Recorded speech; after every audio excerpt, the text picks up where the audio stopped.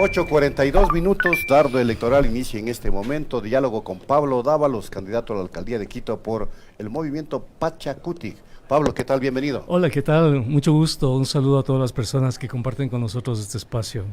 Es agradable verle sonreír y le veo muy entusiasta con la campaña. ¿Qué le hace entusiasmarse tanto, querido Pablo? Cuéntenos. El hecho de que la campaña electoral en este momento ha subido el nivel, si tú quieres, y que los candidatos en Quito estén hablando no de campaña sucia ni de los errores del otro, sino de propuestas. Yeah. Cuando yo empecé a proponer los buses eléctricos, la municipalización, me dijeron que eso era demagogia. Y el banco, incluso. Y el banco, ¿no? Hoy la mayoría están hablando de eso. Claro, sí, es la verdad. La mayoría están hablando Nos de han eso. Dicho. Sí, lamentablemente se necesita una decisión radical con respecto al transporte, que es la municipalización, porque no hay otra solución en este momento, sobre todo para sostener una tarifa baja, una tarifa que le permita defender el ingreso del ciudadano. Y esa idea todavía no logra ser capturada, si tú quieres, en su desarrollo, en su extensión por los candidatos, pero yo no le veo otra solución.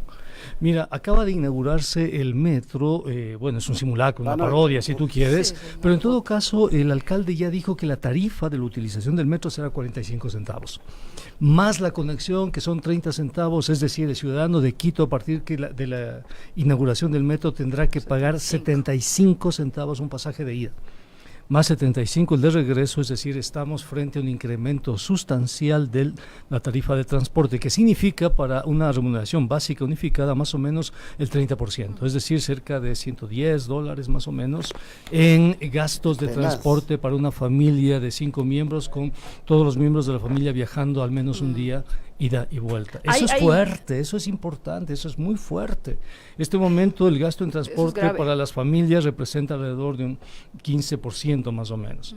De ahí a duplicar eso es demasiado fuerte. Es que le iba a mostrar las cifras del INEC. Personas que viven con menos de $100 mensuales son el 40%. Entonces, claro, necesitamos mantener una tarifa baja. ¿Cómo se mantiene una tarifa baja? Mira, el sistema de transporte en el distrito metropolitano mueve alrededor de 4 millones de viajes diarios.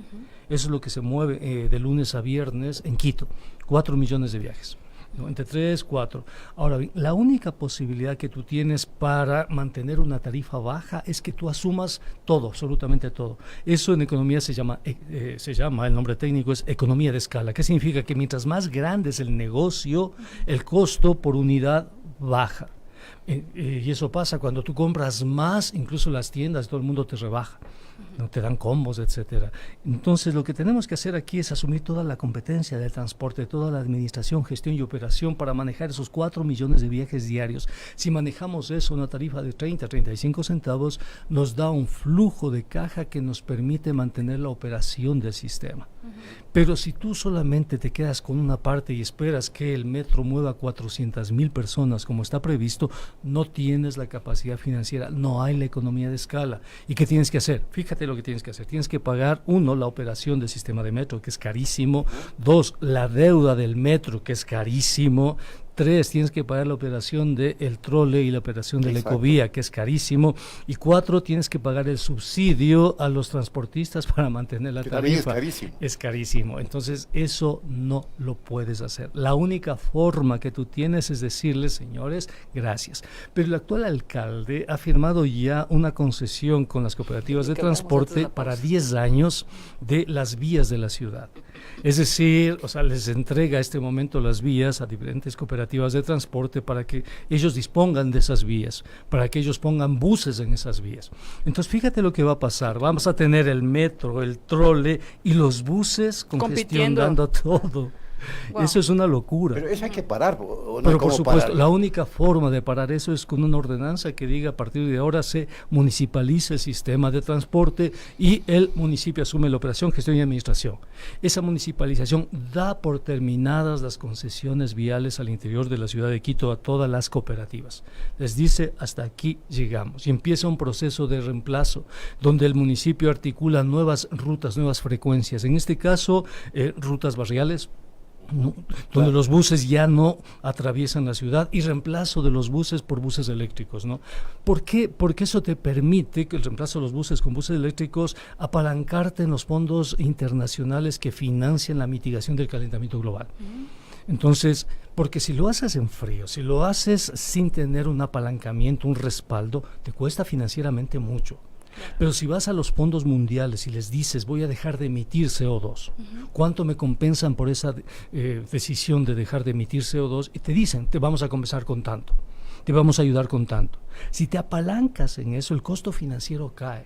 Entonces, esa disminución del costo financiero te permite de una parte manejar un flujo de caja y de otra parte apalancarte en estos mecanismos financieros, y eso le da sostenibilidad a todo el sistema. Si a eso le sumas el Banco de la Ciudad, que puede hacer emisión de, qué sé yo, de bonos, por ejemplo, y respaldar esa emisión de bonos en cédulas hipotecarias, en criptomonedas y demás, tú tienes la capacidad financiera para sostener todo el sistema a una tasa de interés relativamente conveniente y una tarifa muy baja, 30 centavos, máximo 35 centavos.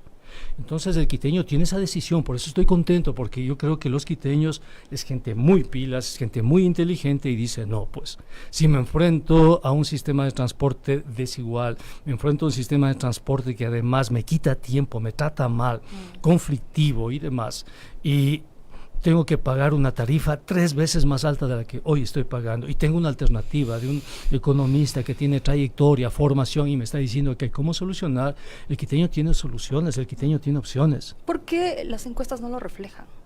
Y a mí me está pasando algo muy interesante, verás. Las primeras semanas de enero aparezco tercero en las encuestas, empiezo a aparecer tercero con una tendencia a subir.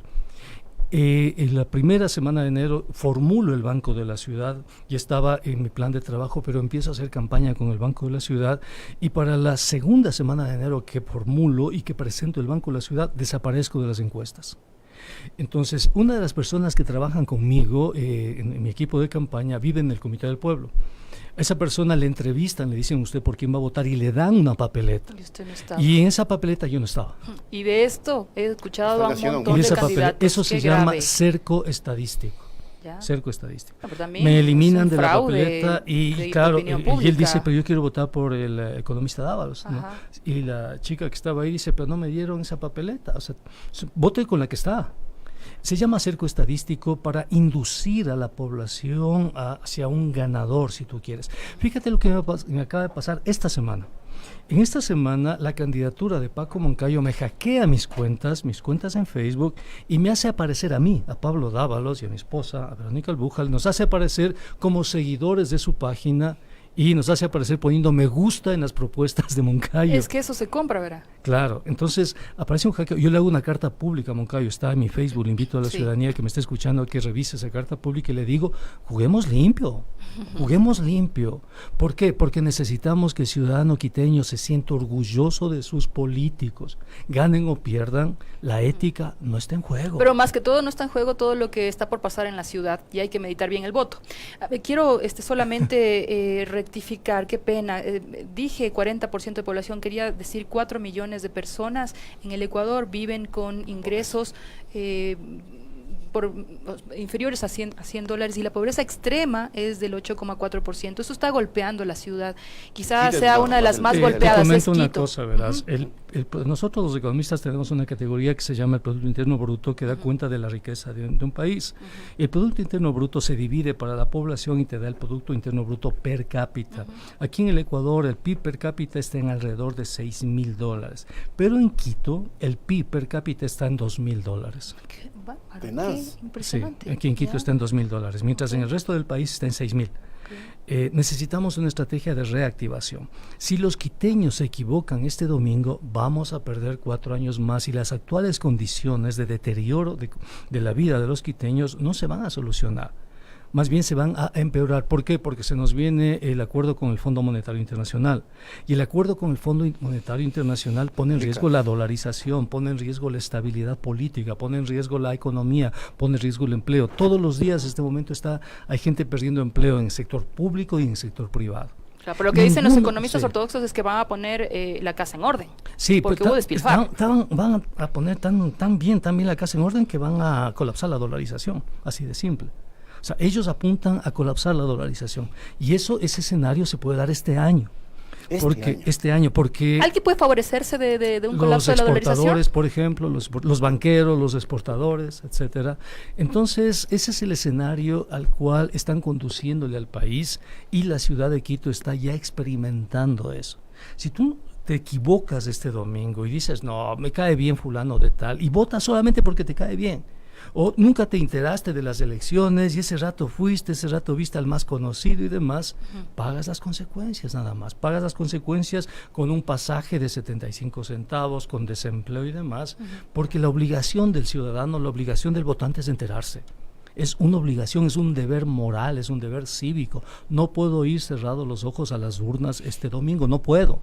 Porque finalmente son 2.700.000 personas las que pagan las consecuencias de esa decisión. Y él me cae bien. El voy a votar por este porque me cae bien. Cuenta buenos chistes, es conocido, le he visto por cierto, ahí. Nos canceló la entrevista a Jorge Yunda. Y nosotros tenemos que ser conscientes y responsables de nuestras decisiones. No nos quejemos entonces, claro, si votamos por una persona que no nos promete nada, no nos ayuda a solucionar los problemas, pero nos cae bien, le he visto por ahí, es chistoso, o es una persona que está todo el tiempo ahí, pero no dice absolutamente nada de cómo resolver los problemas de la ciudad, claro, entonces terminamos pagando eso, 75 centavos de pasaje de ida, terminamos empobreciéndonos y de pronto no sabemos por qué, verás, ¿no?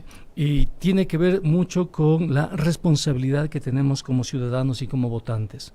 Eso significa ir a las urnas este domingo absolutamente conscientes que se define nuestra propia vida.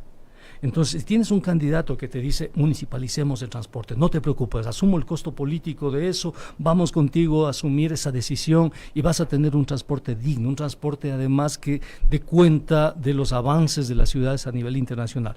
No te preocupes, sabemos cómo financiarlo y vamos a mantener una tarifa baja. Es una propuesta real, factible, tan factible que otros ya le están copiando.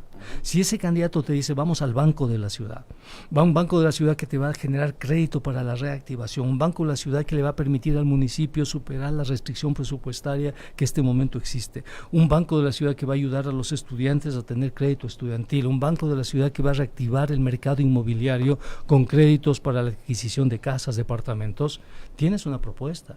Si ese candidato te dice, mira, lunes, miércoles y viernes tienes que la basura orgánica poner unas fundas verdes y esos días se recogerá solo basura orgánica, nada más, y esa basura orgánica va a ser utilizada para recompostaje y demás, de tal manera que en el distrito metropolitano se utilicen abonos orgánicos, no agrotóxicos, y entremos en un proceso de agroecología sustentable, coherente. Pueden ingresar recursos a la ciudad. Además, entonces, ingresan recursos, se forman cooperativas, se genera empleo, cooperativas de reciclaje, la basura no orgánica se recicla, las botellas se reciclan, las maderas, los periódicos, los plásticos, etcétera, y la ciudad empieza a ser una ciudad limpia.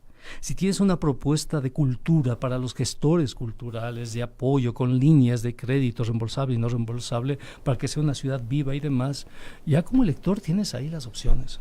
Claro. Tienes ahí las opciones. Usted presenta una lógica con un entramado, perfecto, pero en cambio, no se necesita liderazgo, y esto le voy a preguntar, fuerza para hacerle frente a mafias, a poderes que han estado acostumbrados a recibir de esta ciudad. Mira, sí, yo ¿qué más se necesita, además de la lógica? Todo este tiempo me he confrontado a los neoliberales y de frente además.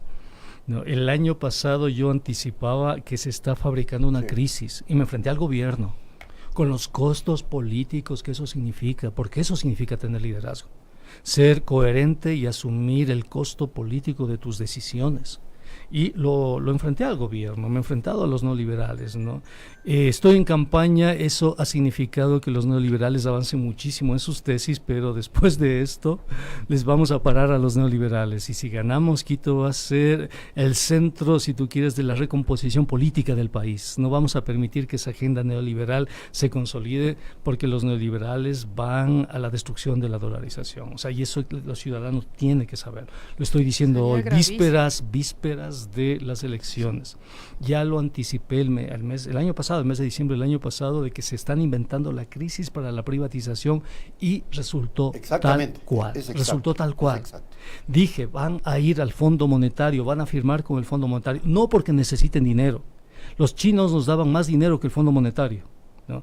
Pero ¿por qué fueron al Fondo Monetario? El Fondo Monetario da 4.000 millones en 3 años. Es decir, 1.000 millones cada año, que para una economía de 100.000 millones y un déficit de 8.000 millones no es nada. Los chinos daban el doble. ¿Pero por qué van al Fondo Monetario? Van al Fondo Monetario porque necesitan el aval para las privatizaciones. Para decir, nosotros vamos a privatizar porque el Fondo Monetario nos exige, porque la situación es grave y todo lo demás. ¿Y por qué quieren privatizar? Porque se quieren rifar 50.000 millones, pues. Tienen ya listo ahí los compradores, las comisiones y demás. ¿Y quién está detrás de todo eso? Este señor Cuesta, pues. El señor Santiago Cuesta es el que está detrás de este proceso de privatizaciones y demás, ¿no? Porque hay intereses en juego. ¿Usted ha leído esto de Manafort y la reunión? Por supuesto. Entonces, le dije al país eso. Lean. Y este momento le estoy diciendo al país, las políticas llevadas adelante por el Fondo Monetario apuntan a destruir el corazón de la dolarización. Y el corazón de la dolarización se llama balanza de pagos. Tenemos llamadas telefónicas. Participación telefónica. Vamos a recibir a la gente. Ajá. Sí, perdone. Sigue. Vamos, primera persona en línea, le pido a Pablo que se ponga el audífono, por favor. Le escuchamos, señor o señora, buenos días. Adelante. Aló, buenos días. Ya se fue. Bueno, qué pena. Yo quiero hacer una pregunta porque el tiempo se nos está agotando, Pablo. Sí. No puedo dejar de preguntarle sobre esto que se viene también para el proceso del domingo, el Consejo de Participación Ciudadana. Ahora sucede que se va a contar nulo por cada papeleta de acuerdo al número de indignidades. O sea, si es que anula voto, 2 papeletas, son 6 nulos. A pesar de que la esencia dice que aparte de eso, de esta campaña, pero desembosada, brutal, por el voto nulo de ciertos... Y lo que yo he visto es el rol de Julio César Trujillo de desinstitucionalización del país. Y hay que decirlo. Creo que los ecuatorianos teníamos muchas expectativas con respecto al rol que podía cumplir Trujillo por su trayectoria y este nuevo Consejo Transitorio. Pero ¿qué es lo que vimos? Vimos que empezó a poner gente a dedo, vimos que además quería cerrar esas decisiones al escrutinio popular, quiso de una u otra manera hacer que estas decisiones sean incuestionables, y en un gesto de absoluta irresponsabilidad política, Julio César Trujillo en una entrevista dijo que había que votar nulo, ¿no? Y que había que desaparecer este consejo, que es una función del Estado. Para desaparecer una función del Estado es necesaria una asamblea constituyente, no una reforma constitucional, sino una asamblea constituyente. Es decir, creo que le quedó demasiado grande el puesto al doctor Trujillo, le quedó demasiado grande. Nos mantuvo al país varios meses sin corte constitucional. Es decir, le mantuvo a toda la sociedad ecuatoriana en un contexto de indefensión. Y además en la Corte Constitucional, cuando la doctora Amanda Páez realizó denuncias sustentadas de que se estaban nombrando jueces a dedo, ¿qué pasó? O sea, nadie acogió esas denuncias y se nombraron jueces que no tenían la calidad, o sea, ética, la calidad profesional para formar parte de la Corte Constitucional. Claro, y ahora pretenden, si tú quieres, destruir el proceso que ellos mismos generaron a través del voto nulo, ¿no? Pretenden minar un proceso que ellos mismos propusieron al país en la consulta popular. Creo que la gente tiene que votar y punto por aquellos personajes que considere pertinente. Votar nulo es una irresponsabilidad. Hay que reinstitucionalizar al país. Y este nuevo Consejo de Participación y Control Social tiene que evaluar lo que hizo este transitorio y tiene que volver a nombrar las nuevas autoridades, punto. Incluido la Judicatura, incluido la Corte Constitucional. Muy claro el pronunciamiento de Pablo Dávalos. Aquí concluimos, Pablo. Sí. Lamentablemente los tiempos están muy estrechos. Tenemos la siguiente entrevista con el invitado y una pauta publicitaria muy extensa. Gracias a Pablo Dávalos. Gracias, hasta la próxima. 18. Y Peguen Centro. Listas 18, Pablo Dávalos, alcalde. Hacemos la pausa y volvemos.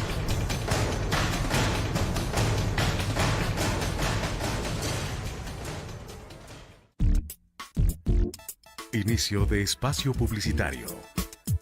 Espacio político contratado.